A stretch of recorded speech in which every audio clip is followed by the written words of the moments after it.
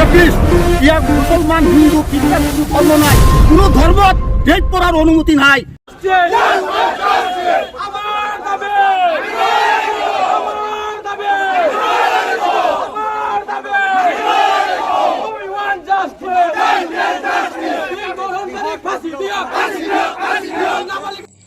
জুম্মাৰ নামাজৰ পিছতেই ৰাজপথলৈ ওলাই আহিল হাজাৰ হাজাৰ মুছলমান। নাবালিকাৰ সৈতে জঘন্য কাণ্ড কৰা তফাইজুল ইছলামক আটক আৰক্ষীৰ। ঢিঙত উত্তপ্ত পৰিস্থিতি। যোৱাকালি ঢিঙত সংঘটিত হোৱা নাবালিকা ধৰ্ষণ কাণ্ডৰ বিৰুদ্ধে মৈৰাবাৰীত উত্তাল প্ৰতিবাদ। হয়, ঢিঙত সংঘটিত হোৱা নাৰকীয় দলবদ্ধ ধৰ্ষণ কাণ্ড সংঘটিত হোৱাৰ পিছতে ঢিঙৰ লগতে মৈৰাবাৰী অঞ্চলৰ হাজাৰ হাজাৰ পুৰুষ মহিলাৰ লগতে যুৱক যুৱতীসকলে এক বিশাল প্ৰতিবাদী কাৰ্যসূচী গ্ৰহণ কৰে। প্ৰতিবাদীসকলৰ এটাই দাবী, অতি শীঘ্ৰেই দোষীক কৰায়ত্ব কৰি ফাষ্ট ট্ৰেক আদালতৰ জৰিয়তে ফাঁচি দিব লাগে। উল্লেখযোগ্য যে আজি ঢিঙৰ লগতে মৈৰাবাৰী বজাৰৰ দোকানসমূহৰ ৰাইজে স্বতঃস্ফূৰ্তভাৱে বন্ধ ৰাখিছে। শুক্ৰবাৰে উপলক্ষে আজি জুম্মাৰ নামাজৰ পিছতে বিভিন্ন প্ৰতিবাদী প্লে কাৰ্ড হাতে হাতে লৈ মৈৰাবাৰী আৰক্ষী থানাৰ সন্মুখত বিভিন্ন শ্লোগানেৰে প্ৰতিবাদ সাব্যস্ত কৰাৰ লগতে কিশোৰীগৰাকীৰ ন্যায় বিচাৰি লাহৰীঘাট ৰাজচক্ৰৰ বিষয়াৰ জৰিয়তে মুখ্যমন্ত্ৰীলৈ এখন স্মাৰক পত্ৰ প্ৰেৰণ কৰে মৈৰাবাৰী প্ৰেছ ক্লাবৰ লগতে বৃহত্তৰ মৈৰাবাৰীবাসী ৰাইজে। ধৰ্ষণকাৰীৰ কোনো ধৰ্ম নাই, ধৰ্ষণকাৰীক ফাঁচীৰ দাবীৰে আজি প্ৰতিবাদকাৰীসকলে প্ৰশাসনৰ ওচৰত দাবী জনাইছে। আনহাতে ঢিং বজাৰতো হাজাৰ হাজাৰ জনতাই প্ৰতিবাদী কাৰ্যসূচী হাতত লৈছে। উক্ত সময়ছোৱাত ঢিং মৈৰাবাৰী যাতায়াত ব্যৱস্থা সম্পূৰ্ণৰূপে ব্যাহত হোৱা পৰিলক্ষিত হৈছে। অপৰাধীক শাস্তি প্ৰদান কৰা হওক, সেয়া সকলোৰে কাম্য, কিন্তু উক্ত ঘটনাৰ গইনালৈ যাতে কোনো নিৰপৰাধী ব্যক্তি নিৰ্যাতনৰ সন্মুখীন তাৰ প্ৰতি লক্ষ্য ৰাখিবলৈ অনুৰোধ জনা হৈছে।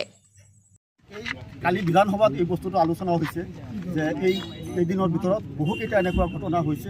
যোৱাকালিৰ যিটো ঘটনা আমাৰ ঢিং অঞ্চলৰ অত্যন্ত মৰ্মান্তিক, ঘৃণনীয়। আমি ধিক্কাৰ দিছোঁ এনেকুৱা ঘটনাত। মানৱ সমাজত যে এনেকুৱা ঘটনা হ'ব পাৰে। চবৰ ঘৰে ঘৰে ল'ৰা ছোৱালী আছে, স্কুলত যায় পঢ়ে, টিউশ্যন কৰি ঘূৰি আহোঁতে যি পাহণ্ডকেইটাই এনেকুৱা দুষ্কাৰ্য কৰিছে তেওঁলোকক মই ভাবোঁ যে কৰায়ত্ব কৰি তেওঁলোকক কঠোৰ শাস্তি তেওঁলোকক দিব লাগে।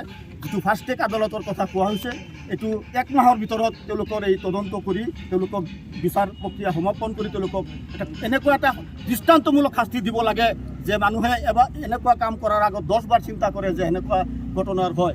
আজি যিটো কথা ওলাইছে যে এই মুছলিম সম্প্ৰদায়ৰ এই ল'ৰাকেইটা, আমি ক'ব বিচাৰিছোঁ এইটোৱেই, মানে অপৰাধীৰ কোনো ধৰ্ম নাই। তেওঁলোক আৰু মুছলমান হিচাপেতো তেওঁ এইটো কৰিবই নোৱাৰে।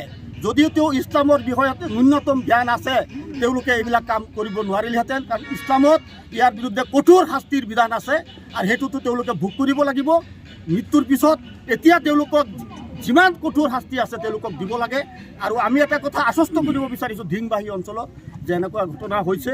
আমি অত্যন্ত মৈৰাবাৰী অঞ্চল অত্যন্ত মৰ্মান্তিক আঘাত পাইছোঁ। আমি তেখেতসকলৰ লগত আছোঁ।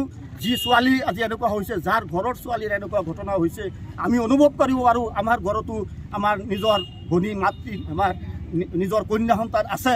আমি অনুভৱ কৰিব পাৰোঁ সেই ভুক্তভোগীৰ বাপেকজনৰ কি অৱস্থা, মাকৰ কি অৱস্থা। আজি তেওঁলোকৰ লগত আমি সমানেই আজি আমি দুখ প্ৰকাশ কৰিছোঁ। তেওঁলোকৰ লগত আমি আছোঁ। যিকোনো ধৰণৰ প্ৰতিবাদ, যিকোনো ধৰণৰ কাৰ্যসূচীত আমি তেওঁলোকৰ লগত আছোঁ। তেওঁলোকৰ কোনো জাতি ধৰ্ম নাই। ৰেপিষ্ট ইয়াৰ মুছলমান হিন্দু খ্ৰীষ্টান কোনো ধৰ্ম নাই, কোনো ধৰ্মত ৰেপ কৰাৰ অনুমতি নাই। ইয়াৰ বিৰুদ্ধে কঠোৰ শাস্তি আছে সকলো ধৰ্মতে। গতিকে এইবিলাক কোনো ধৰ্মই নাজানে, ইহঁত কোনো ধৰ্মৰেই নহয়। যি নাৰকীয় কাণ্ড সংগঠিত হৈ গ'ল, এগৰাকী ছাত্ৰী টিউশ্যন কৰি ঘৰলৈ উভতি অহাৰ পিছত যি জঘন্য কাণ্ড সংগঠিত হৈছে, নাবালিকাক দলবদ্ধভাৱে দৰ্শন কৰা হৈছে। তেনে ক্ষেত্ৰত আজি আমাৰ মৈৰাবাৰীবাসী ৰাইজে, বৃহত্তৰ মৈৰাবাৰী অঞ্চলৰ ৰাইজে আজি প্ৰতিবাদ সাব্যস্ত কৰিছোঁ। আৰু অহা 24 ঘণ্টাৰ ভিতৰত অসম আৰক্ষীয়ে দোষীক চিনাক্ত কৰি ফাষ্ট ট্ৰেক আদালতৰ জৰিয়তে মানে শাস্তি প্ৰদান কৰাৰ দাবী উত্থাপন কৰিছোঁ। আৰু যি অসমৰ গৃহ বিভাগ আছে, মই ভাবোঁ যে গৃহ বিভাগ সম্পূৰ্ণৰূপে ব্যৰ্থ হৈছে। অসম আৰক্ষীয়ে গৃহ বিভাগৰ যি শ্লোগান আছিলে বেটী বচাও বেটী পঢ়াও, এইটো ফুটুকাৰ ফেনত পৰিণত হৈছে। কাৰণ আজিৰ দিনত আমাৰ নাৰী, ছোৱালী, ছাত্ৰী কোনো সুৰক্ষিত নহয়। এইকাৰণে মই দাবী জনাইছোঁ আমি যে আমাৰ নাৰীক সুৰক্ষা দিব লাগে আৰু অনতিপলমে 24 ঘণ্টাৰ ভিতৰত দোষীক কৰায়ত্ব কৰি ফাষ্ট ট্ৰেক আদালতৰ জৰিয়তে ফাঁচীৰ দাবীত উত্থাপন কৰিছোঁ।